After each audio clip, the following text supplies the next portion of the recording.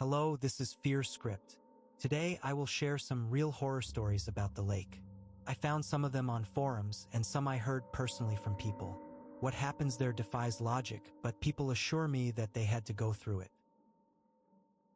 The lake was called Alder's Rest, a flat stretch of black water hidden in a bowl of pine trees an hour from the nearest town. During the day it looked harmless, glass smooth, reflective, almost inviting. At night it swallowed sound. Even the insects seemed to keep their distance. I came out there with my younger brother, Evan, and 2 friends to celebrate the end of summer. No cell service, no cabins nearby, just a rotting dock and a fire ring made of stones. We pitched our tents close to the shoreline so we could hear the water. That was the first mistake. By sunset, the lake had gone still in a way that felt unnatural, like a held breath. The reflection of the trees was so sharp it looked like the forest went down forever. Evan skipped stones, laughing when they disappeared without a ripple. I remember thinking how wrong that was. Stones should make noise. We built a fire and drank cheap beer. As darkness crept in, the woods pressed closer, turning the shoreline into a tight circle of orange light and moving shadows. That's when we heard it. Something splashing out in the middle of the lake. Slow, heavy, not like a fish. Probably a beaver. One of my friends said, too quickly. Another splash followed, closer this time. The sound carried weirdly, as if the water was bending it toward us. Evan leaned forward, squinting. You see that? I didn't at first. Then the water broke again, and something pale rolled just beneath the surface. Not swimming, turning. The splashing stopped. Silence settled so hard my ears rang. We laughed it off and retreated to our tents. The fire burned low, embers snapping softly. I fell asleep listening to the lake lap gently against the dock, the sound steady enough to feel safe. I woke to Evan screaming. It was a raw, animal sound that ripped straight through the night. I scrambled out of my tent, heart slamming, and saw him at the edge of the dock, half-dragged toward the water. His heels gouged splinters from the wood as he clawed backward. Something had him. Not hands, arms. Long, gray limbs slick with water, jointed wrong, bending too many times. They wrapped around his legs and waist, pulling him inch by inch toward the black surface. Evan kicked and screamed, fingernails tearing, blood streaking the dock. I grabbed his wrists. Another friend grabbed my waist. We pulled, muscles burning, bodies shaking. The thing in the water made a sound then, a wet, gurgling strain like it was angry we'd noticed. One of the arms released Evan and slapped against the dock. Where it touched, the wood blackened and sank inward, as if rotting instantly. The smell was unbearable, like stagnant water and decay. Evan came free all at once. We tumbled backward, dragging him away as the dock cracked and sagged where the arms had been. The water churned violently, pale shapes twisting just below the surface. We ran. No lights, no shoes, crashing through brush and roots. Evan was sobbing, one leg bleeding badly. Behind us, the lake erupted. Something huge moved through it, fast now, water surging onto the shore. We reached the car and fumbled the keys. The engine wouldn't turn over. The headlights flickered once, then died. In the dim starlight, I saw the lake creeping closer, water sliding unnaturally across the ground, as if pulled by invisible strings. From the edge of the trees, something rose. It hauled itself up on multiple limbs, water streaming off a swollen, human-shaped mass. Faces were embedded in it, dozens. Stretched and pale, mouths open in frozen screams.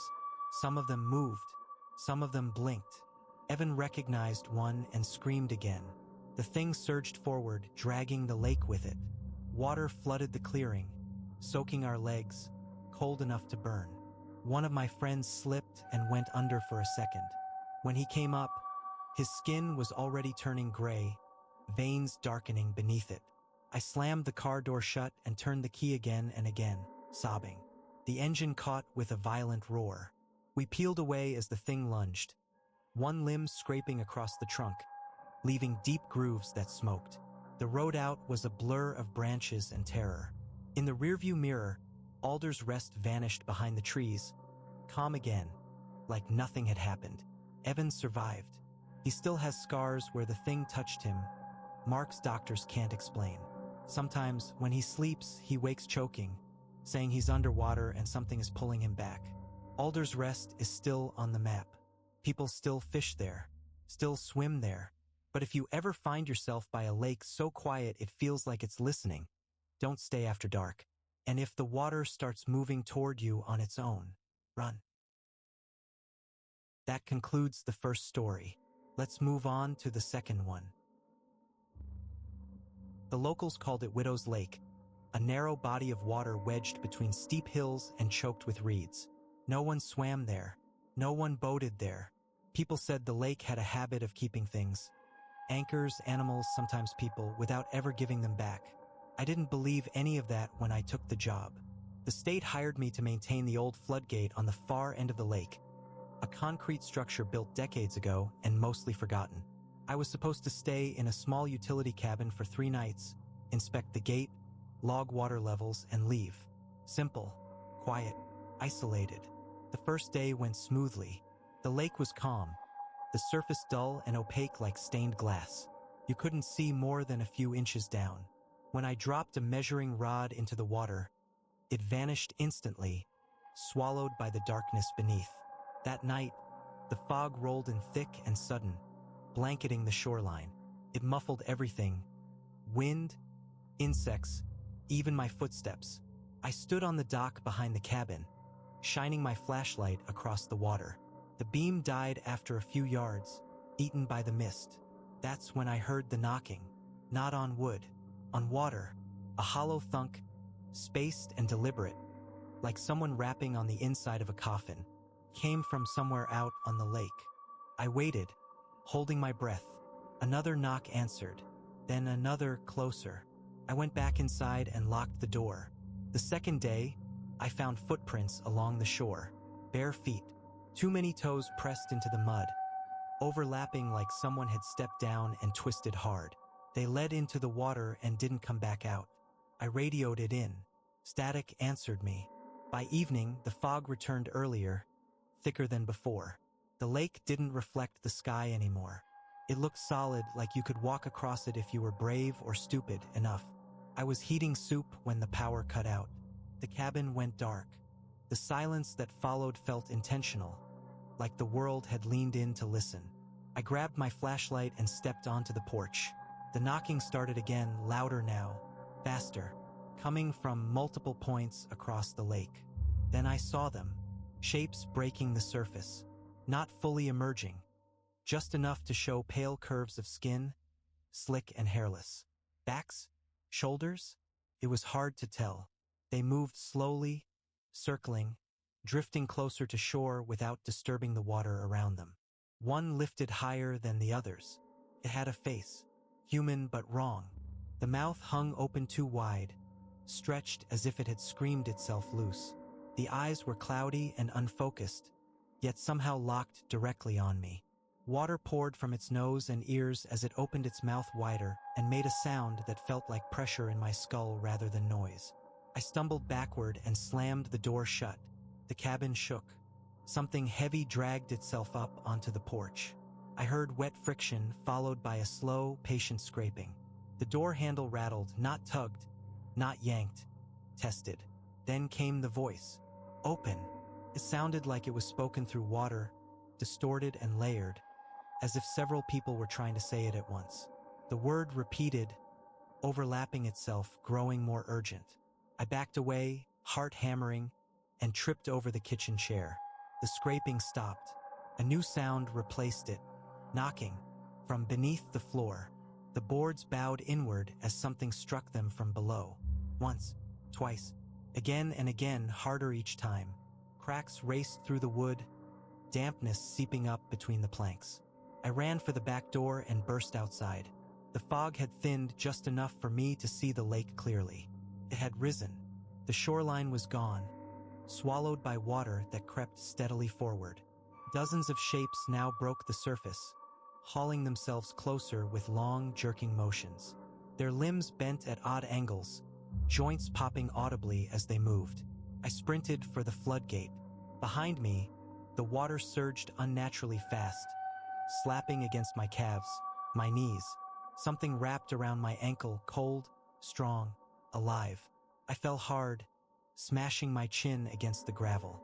Hands erupted from the water, gripping my clothes, my arms, my throat. Faces pressed close, mouths opening, water pouring from them as they tried to force something into me, air or the lack of it. I screamed and flailed, fingers closing around the emergency lever at the floodgate. I pulled. The gate groaned, ancient machinery shrieking in protest. The water churned violently, dragging everything toward the opening.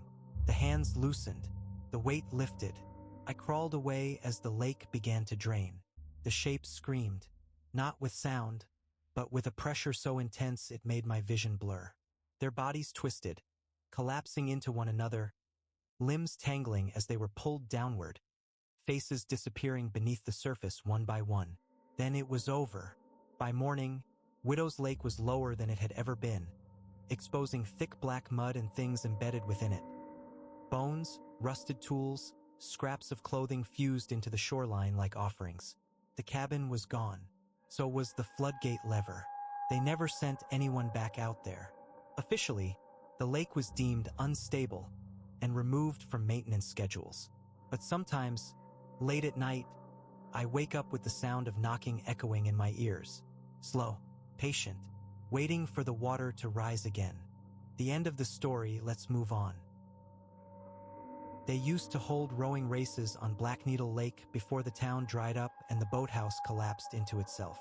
By the time my college team found it, the water was empty, the shoreline chewed away by weeds and rot. No houses, no docks, just a narrow launch ramp and a lake long enough to train on without anyone watching. That was the appeal. We came out just before dawn, 8 of us and our coxswain, fog sitting low and gray on the water like a lid. The lake smelled metallic like cold pennies. Our coach stayed on shore with a thermos and a stopwatch, already bored. The shell slid into the water without a sound. That should have been the first warning. Rowing shells are fragile. They creak, they complain. But Black Needle didn't make a ripple. The oars dipped in and vanished like we were rowing through ink. We pushed off. Stroke by stroke, the shoreline slipped away. The fog thickened behind us, swallowing the launch ramp, the trees, the coach. After a minute, it felt like we were suspended in nothing, rowing through a hallway with no walls. Eyes forward, the cox said. Stay sharp. The first lap went fine. Quiet but fine. The second lap, things changed. I felt it through the oar before I saw anything. Resistance that wasn't water. A soft, dragging pull like fabric underwater. I lifted my blade, heart thudding. Something's down there, I muttered. Focus. The cox snapped. Then the girl in seat 3 screamed. Her oar was gone. Not slipped. Not snapped. Gone. Yanked straight down so hard the handle ripped out of her hands and vanished beneath the surface. The shell lurched sideways, nearly tipping. Hold water, someone yelled. We stopped rowing, blades flat, breathing hard. The lake was perfectly still again, as if nothing had happened. Seat 3 was shaking, staring at the black water between her knees. Something touched me, she whispered. It wrapped around the shaft. Before anyone could answer, the shell bumped from underneath. Not hard, just enough to make the carbon fiber shudder. Then it hit us again, harder. The shell lifted on one side, water sloshing over the edge. Hands shot out to steady it. The cox was yelling, voice cracking, ordering us to row back toward where the shore should be. We pulled. The shell didn't move. The water beneath us bulged. Something rose just under the surface, long and pale, stretching the reflection until it warped. I saw shapes through the water, ribs, branches, pressing upward, testing. Then it broke the surface. Not a head, not a body. A length of it, gray and slick, studded with joints that bent the wrong way. It slapped against the side of the shell, leaving a smear that hissed like acid on the hull. Seat 6 was closest. A thinner limb snapped out of the water and wrapped around his forearm. He screamed as it tightened, skin paling instantly, veins darkening like bruises spreading in fast motion.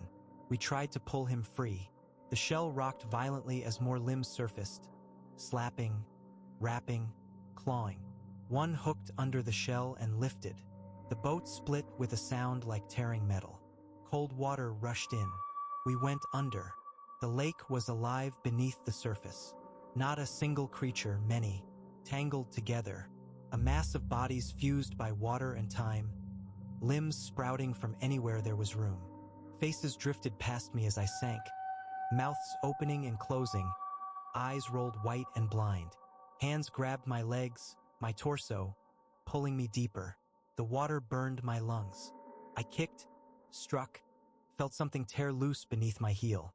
A scream bubbled past my ear and cut off abruptly. I broke the surface gasping, choking, thrashing toward where I thought the shore was. Fog clung to my face, wet and cold. Around me, heads surfaced and vanished again. The water boiled with movement. One of the things surged up beside me, higher than before.